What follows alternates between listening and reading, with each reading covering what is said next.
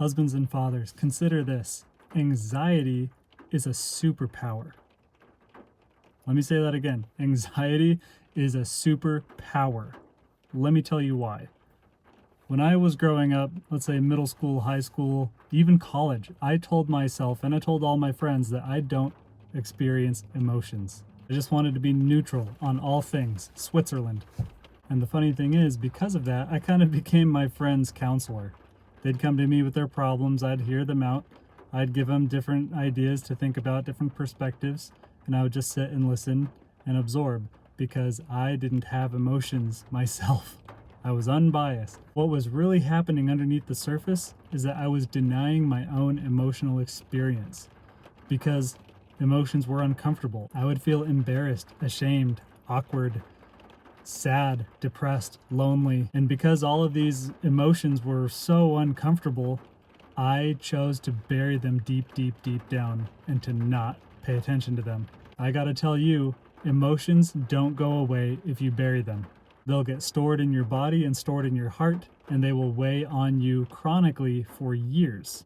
And what starts to happen is you start piling up years and years and years of negative emotions that weigh on you in the background and prevent you from experiencing the positive emotions of excitement, love, passion.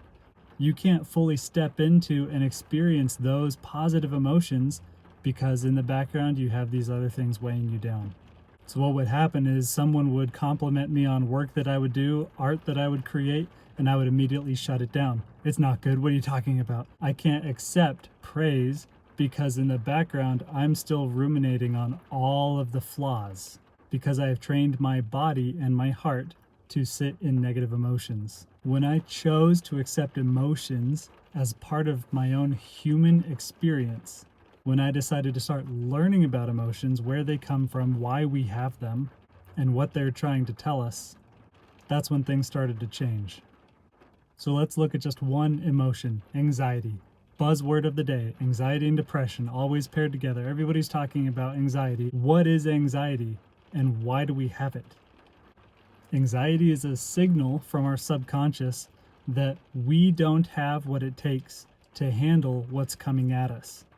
You can either look at that as scary and worrisome, or you can look at that as a signal that now is the time to develop a certain set of skills.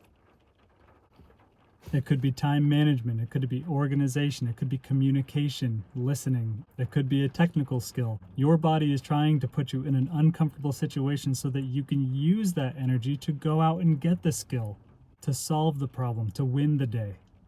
The problematic narrative happening today is that anxiety is some uncomfortable, awful thing to be avoided at all costs, and that when anxiety shows up, it's time to medicate and hide, to cut off channels of communication, to cut off people, cut off employment, and to expect others to start taking care of our own needs. But the truth is, all emotions are signals that your subconscious is floating up to try and help you. Learning about emotions and the signals that they are trying to send and what they mean, and deciding on how you are going to interpret that can empower you or cut the legs out from under you. You get to choose. What is one thing that you could tell yourself today to convert a negative emotion into a positive learning experience for yourself?